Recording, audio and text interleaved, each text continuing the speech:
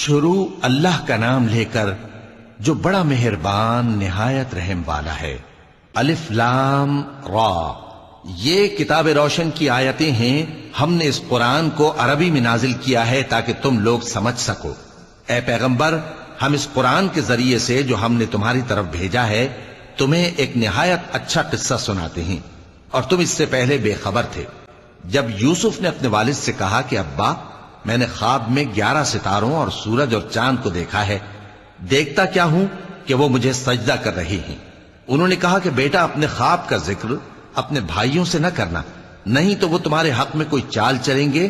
کچھ شک نہیں کہ شیطان انسان کا کھلا دشمن ہے، اور اسی طرح اللہ تمہیں برگزیدہ و ممتاز کرے گا اور خواب کی باتوں کی تعبیر کا علم سکھائے گا، اور جس طرح اس نے اپنی نعمت پہلے تمہارے دادا پر دادا ابراہیم اور اسحاق پر پوری کی تھی، اسی طرح تم پر اور اولاد یعقوب پر پوری کرے گا۔ بے شک تمہارا پروردگار سب کچھ جاننے والا ہے، حکمت والا ہے۔ ہاں، یوسف اور ان کے بھائیوں کے قصے میں پوچھنے والوں کے لیے بہت سی نشانیاں ہیں۔ جب انہوں نے آپس میں تذکرہ کیا کہ یوسف اور اس کا بھائی ابا کو ہم سے زیادہ پیارے ہیں، حالانکہ ہم جماعت کی جماعت ہیں، کچھ شک نہیں کہ ابا کھلی غلطی پر ہیں۔ یوسف کو یا تو جان سے مار ڈالو یا کسی ملک میں پھینک آؤ، پھر ابا کی توجہ صرف تمہاری طرف ہو جائے گی، اور اس کے بعد تم نیک لوگوں میں ہو جاؤ گے۔ ان میں سے ایک کہنے والے نے کہا کہ یوسف کو جان سے نہ مارو، کسی اندھے کنویں میں ڈال دو کہ کوئی راہگیر اسے نکال کر کسی دوسرے ملک میں لے جائے گا۔ اگر تم کو کرنا ہی ہے تو یوں کرو۔ یہ مشورہ کر کے وہ اپنے والد سے کہنے لگے کہ ابا جان، کیا سبب ہے کہ آپ یوسف کے بارے میں ہمارا اعتبار نہیں کرتے، حالانکہ ہم اس کے خیر خواہ ہیں؟ کل اسے ہمارے ساتھ بھیج دیجئے کہ خوب میوے کھائے اور کھیلے کودے، ہم اس کے نگہبان ہیں۔ انہوں نے کہا کہ یہ امر مجھے غمناک کیے دیتا ہے کہ تم اسے لے جاؤ، یعنی وہ مجھ سے جدا ہو جائے، اور مجھے یہ بھی خوف ہے کہ تم کھیل میں اس سے غافل ہو جاؤ اور اسے بھیڑیا کھا جائے۔ وہ کہنے لگے کہ اگر ہماری موجودگی میں کہ ہم ایک طاقتور جماعت ہیں اسے بھیڑیا کھا گیا تو ہم بڑے نقصان میں پڑ گئے۔ غرض جب وہ اس کو لے گئے اور اس بات پر اتفاق کر لیا کہ اس کو اندھے کنویں میں ڈال دیں، اور ہم نے یوسف کی طرف وحی بھیجی کہ ایک وقت ایسا آئے گا کہ تم انہیں ان کے اس سلوک سے آگاہ کرو گے، اور ان کو اس وحی کی کچھ خبر نہ ہوگی۔ اور یہ حرکت کر کے وہ رات کے وقت باپ کے پاس روتے ہوئے آئے، کہنے لگے کہ ابا جان، ہم تو دوڑنے اور ایک دوسرے سے آگے نکلنے میں مصروف ہو گئے اور یوسف کو اپنے اسباب کے پاس چھوڑ گئے تو اسے بھیڑیا کھا گیا، اور آپ ہماری بات کو گو ہم سچ ہی کہتے ہیں باور نہیں کریں گے۔ اور ان کے کرتے پر جھوٹ موٹ کا لہو بھی لگا لائے۔ یعقوب نے کہا کہ یوں نہیں ہے، بلکہ تم اپنے دل سے یہ بات بنا لائے ہو۔ اچھا، صبر کہ وہی خوب ہے، اور جو تم بیان کرتے ہو اس کے بارے میں اللہ ہی سے مدد چاہیے۔ اور اب اللہ کی شان دیکھو کہ اس کنویں کے قریب ایک قافلہ آوارد ہوا، اور انہوں نے پانی کے لیے اپنا سقا بھیجا تو اس نے کنویں میں ڈول لٹکایا، یوسف اس سے لٹک گئے۔ وہ بولا، زہے قسمت، یہ تو ایک لڑکا ہے، اور اس کو قیمتی سرمایہ سمجھ کر چھپا لیا۔ اور جو کچھ وہ کرتے تھے اللہ کو خوب معلوم تھا، اور انہوں نے اس کو تھوڑی سی قیمت یعنی معدود چند درہموں پر بیچ ڈالا، اور وہ اس سے بیزار ہو رہے تھے۔ اور مصر میں جس شخص نے اس کو خریدا، اس نے اپنی بیوی سے جس کا نام زلیخا تھا کہا کہ اس کو عزت و اکرام سے رکھو، عجب نہیں کہ یہ ہمیں فائدہ دے یا ہم اسے بیٹا بنا لیں۔ اس طرح ہم نے یوسف کو سرزمین مصر میں جگہ دی، اور غرض یہ تھی کہ ہم ان کو خواب کی باتوں کی تعبیر سکھائیں، اور اللہ اپنے کام پر غالب ہے، لیکن اکثر لوگ نہیں جانتے۔ اور جب وہ اپنی جوانی کو پہنچے تو ہم نے ان کو دانائی اور علم عطا کیا، اور نیکوکاروں کو ہم اسی طرح بدلہ دیا کرتے ہیں۔ اور جس عورت کے گھر میں وہ رہتے تھے اس نے ان کو اپنی طرف مائل کرنا چاہا، اور دروازے بند کر کے کہنے لگی، یوسف جلدی آؤ۔ انہوں نے کہا کہ اللہ پناہ میں رکھے، وہ یعنی تمہارے میاں تو میرے آقا ہیں، انہوں نے مجھے اچھی طرح سے رکھا ہے، میں ایسا ظلم نہیں کر سکتا، بے شک ظالم لوگ فلاح نہیں پائیں گے۔ اور اس عورت نے ان کا قصد کیا اور انہوں نے اس کا قصد کیا۔ اگر وہ اپنے پروردگار کی نشانی نہ دیکھتے تو جو ہوتا سو ہوتا۔ یوں اس لیے کیا گیا کہ ہم ان سے برائی اور بے حیائی کو روک دیں، بے شک وہ ہمارے چنے ہوئے بندوں میں سے تھے، اور دونوں دروازے کی طرف بھاگے، آگے یوسف، پیچھے زلیخا، اور عورت نے ان کا کرتا پیچھے سے پکڑ کر جو کھینچا تو پھاڑ ڈالا، اور دونوں کو دروازے کے پاس عورت کا خاوند مل گیا۔ تو عورت بولی کہ جو شخص تمہاری بیوی کے ساتھ برا ارادہ کرے اس کی اس کے سوا کیا سزا ہے کہ یا تو قید کیا جائے یا اسے دکھ کا عذاب دیا جائے۔ یوسف نے کہا اسی نے مجھ کو اپنی طرف مائل کرنا چاہا تھا، اور اس کے خاندان میں سے ایک گواہ نے گواہی دی کہ اگر اس کا کرتا آگے سے پھٹا ہو تو یہ سچی اور یوسف جھوٹا ہے، اور اگر کرتا پیچھے سے پھٹا ہو تو یہ جھوٹی اور وہ سچا ہے۔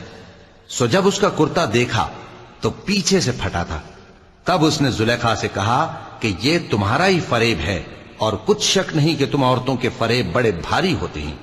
یوسف اس بات کا خیال نہ کر، اور زلیخا تو اپنے گناہ کی بخشش مانگ، بے شک خطا تیری ہی ہے۔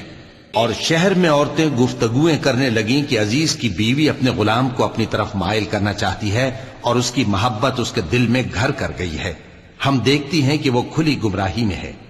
پھر جب زلیخا نے ان عورتوں کی گفتگو جو حقیقت میں دیدار یوسف کے لیے ایک چال تھی سنی، تو ان کے پاس دعوت کا پیغام بھیجا اور ان کے لیے ایک محفل مرتب کی، اور پھل تراشنے کے لیے ہر ایک کو ایک ایک چھری دی، اور یوسف سے کہا کہ ان کے سامنے آؤ۔ جب عورتوں نے ان کو دیکھا تو ان کا روب حسن ان پر ایسا چھا گیا کہ پھل تراشتے تراشتے اپنے ہاتھ کاٹ لیے، اور بے ساختہ بول اٹھیں کہ اللہ پاک ہے، یہ آدمی نہیں، یہ تو کوئی بزرگ فرشتہ ہے۔ زلیخا نے کہا تو یہ وہی ہے جس کے بارے میں تم مجھے تانے دیتی تھیں، اور بے شک میں نے اس کو اپنی طرف مائل کرنا چاہا مگر یہ بچا رہا، اور اگر یہ وہ کام نہ کرے گا جو میں اسے کہتی ہوں تو قید کر دیا جائے گا اور ذلیل ہوگا۔ یوسف نے دعا کی کہ پروردگار، جس کام کی طرف یہ مجھے بلاتی ہیں اس کی نسبت مجھے قید پسند ہے، اور اگر تو مجھ سے ان کے فریب کو نہ ہٹائے گا تو میں ان کی طرف مائل ہو جاؤں گا اور نادانوں میں سے ہو جاؤں گا۔ پس ان کے رب نے ان کی دعا قبول کر لی اور ان سے عورتوں کا داؤں ٹال دیا، بے شک وہی تو سننے والا ہے، جاننے والا ہے۔ پھر باوجود اس کے کہ وہ لوگ ان کی بے گناہی کے نشان دیکھ چکے تھے، ان کی رائے یہی ٹھہری کہ کچھ عرصے کے لیے ان کو قید ہی کر دیں، اور ان کے ساتھ دو اور جوان بھی داخل زندہ ہوئے۔ ایک نے ان میں سے کہا کہ میں نے خواب دیکھا ہے، دیکھتا کیا ہوں کہ شراب کے لیے انگور نچوڑ رہا ہوں۔ دوسرے نے کہا کہ میں نے بھی خواب دیکھا ہے، میں یہ دیکھتا ہوں کہ اپنے سر پر روٹیاں اٹھائے ہوئے ہوں اور پرندے ان میں سے کھا رہے ہیں، تو ہمیں ان کی تعبیر بتا دیجئے کہ ہم تمہیں نیکوکار دیکھتے ہیں۔ یوسف نے کہا کہ جو کھانا تم کو ملنے والا ہے وہ آنے نہیں پائے گا کہ میں اس سے پہلے تم کو اس کی تعبیر بتا دوں گا۔ یہ ان باتوں میں سے ہے جو میرے پروردگار نے مجھے سکھائی ہیں۔ جو لوگ اللہ پر ایمان نہیں لاتے اور آخرت کا انکار کرتے ہیں، میں نے ان کا مذہب چھوڑ دیا ہے، اور میں اپنے باپ دادا ابراہیم اور اسحاق اور یعقوب کے مذہب پر چلتا ہوں۔ ہمیں شایع نہیں ہے کہ کسی چیز کو اللہ کے ساتھ شریک بنائیں، یہ اللہ کا فضل ہے ہم پر بھی اور لوگوں پر بھی، لیکن اکثر لوگ شکر نہیں کرتے۔ اے میرے قید خانے کے رفیقو، بھلا کئی جدا جدا آقا اچھے یا اللہ جو اکیلا ہے سب پر غالب ہے؟ جن چیزوں کی تم اللہ کے سوا پرستش کرتے ہو وہ صرف نام ہی نام ہیں جو تم نے اور تمہارے باپ دادا نے رکھ لیے ہیں، اللہ نے ان کی کوئی سند نازل نہیں کی۔ سن رکھو کہ اللہ کے سوا کسی کی حکومت نہیں ہے، اس نے ارشاد فرمایا ہے کہ اس کے سوا کسی کی عبادت نہ کرو، یہی سیدھا دین ہے، لیکن اکثر لوگ نہیں جانتے۔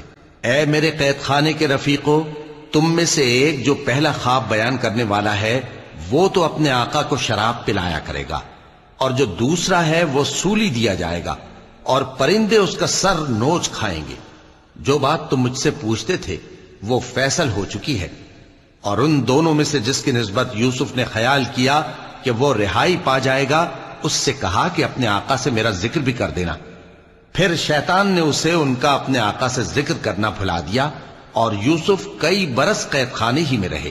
اور بادشاہ نے کہا کہ میں نے خواب دیکھا ہے، دیکھتا کیا ہوں کہ 7 موٹی گائیں ہیں جن کو 7 دبلی گائیں کھا رہی ہیں، اور 7 خوشے سبز ہیں اور 7 خشک۔ اے درباریو، اگر تم خوابوں کی تعبیر دے سکتے ہو تو مجھے میرے خواب کی تعبیر بتاؤ۔ انہوں نے کہا یہ خواب تو پریشان خیالی سے ہیں اور ہمیں ایسے خوابوں کی تعبیر نہیں آتی. اور وہ شخص جو دونوں قیدیوں میں سے رہائی پا گیا تھا اور جسے مدت کے بعد وہ بات یاد آ گئی، بول اٹھا کہ میں آپ کو اس کی تعبیر لا بتاتا ہوں. مجھے قید خانے جانے کی اجازت دی.